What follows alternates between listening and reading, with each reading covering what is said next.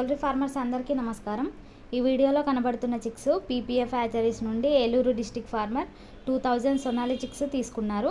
ప్రతి farmer brooding పీరియడ్లో hatchery వాళ్ళు చెప్పే జాగ్రత్తలు కంపల్సరీగా పాటించాలి। ఎందుకంటే chicks only day old chicks కాబట్టి మన పరిసరాల ఉష్ణోగ్రత మార్పులను తట్టుకోగలిగే శక్తి కలిగి ఉండవు।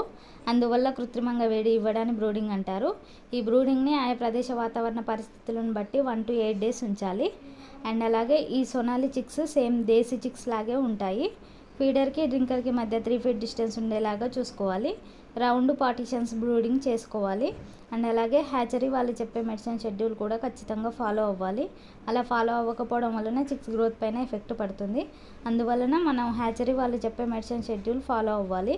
అండ్ అలాగే చిక్స్కి మంచి క్వాలిటీ ఫీడ్ ఇవ్వాలి। మీరు ఏ కంపెనీ ఫీడ్ వాడినా కానీ ఒకే కంపెనీ ఫీడ్ వాడాలి। అలా కాకుండా వేరే కంపెనీస్ ఫీడ్ వాడడం వలన చిక్స్ గ్రోత్ పైన ఎఫెక్ట్ పడుతుంది। ఖచ్చితంగా కంపెనీ ఫీడ్ వాడితేనే బర్డ్స్ బాడీ వెయిట్ బాగా వస్తుంది। కాన్సన్ట్రేట్ ఫీడ్ తయారు చేసుకునే వారికి మా కంపెనీలో పౌల్ట్రీ మేజ్ అవైలబుల్ ఉంటుంది। అండ్ అలాగే పౌల్ట్రీ ఎక్విప్మెంట్స్ అండ్ ఈ బ్రీడ్కి సంబంధించిన మెడిసిన్స్ అండ్ వ్యాక్సిన్స్ కూడా మా కంపెనీలో అవైలబుల్ ఉంటాయి। అండ్ అలాగే మా కంపెనీలో CP, Vimala, Sugna and Jaffa companies feed కూడా లభిస్తుంది। పౌల్ట్రీ ఫార్మర్స్కి ఎవరికైనా సొనాలి డే ఓల్డ్ చిక్స్ కావాలనుకుంటే స్క్రీన్ మీద కనబడుతున్న నెంబర్కి కాల్ చేయండి। అండ్ అలాగే మీకు పౌల్ట్రీ ఫార్మింగ్ గురించి ఫర్దర్గా ఏమైనా డౌట్స్ ఉంటే ఈ నెంబర్ని సంప్రదించండి। మా పీపీఎఫ్ హ్యాచరీస్ టీమ్ మీకు గైడెన్స్ ఇస్తారు।